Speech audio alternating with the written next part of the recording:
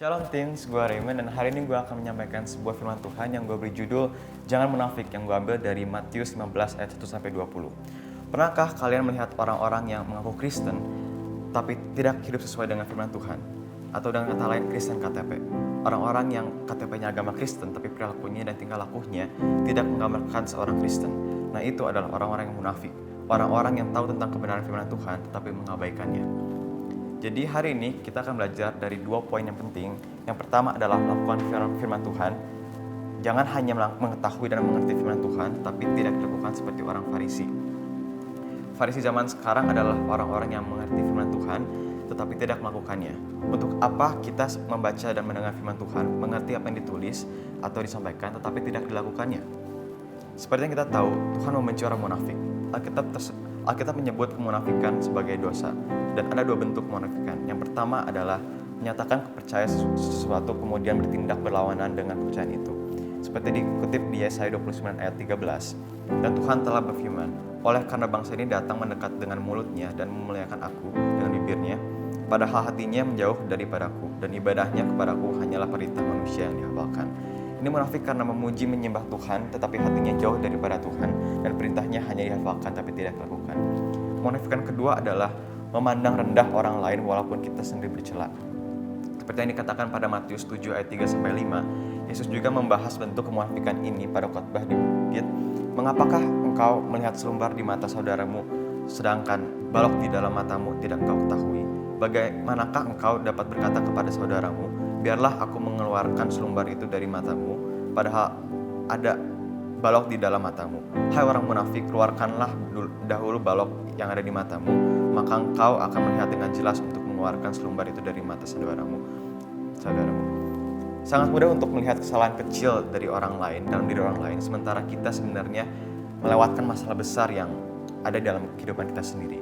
Oleh karena itu, kita sebagai anak-anak Tuhan yang tahu dan mengerti firman Tuhan harus terus melakukan apa yang diperintahkan. Perbuatan kita akan dilihat oleh orang-orang sekitar kita dan akan dinilai. Dan perbuatan kita pun harus menjadi terang dan berkat untuk orang-orang di luar sana. Poin penting yang kedua adalah memprioritaskan firman Tuhan. Dalam poin ini saya akan membahas soal sentimental kultural, yang artinya misalkan kita ada di keluarga yang mempunyai adat yang kuat. Kita akan merasa tidak enak jika kita tidak menuruti atau mengikuti adat istiadat atau tradisinya. Karena itu kita mengikuti adat istiadat atau tradisi itu tanpa memikirkan ajaran firman Tuhan, apakah itu benar atau salah. Contohnya, dalam adat keturunan Tionghoa, ada juga yang percaya Tuhan tetapi memegang dan membakar dupa yang berarti melakukan sembahyang atau penyembahan selain kepada Tuhan.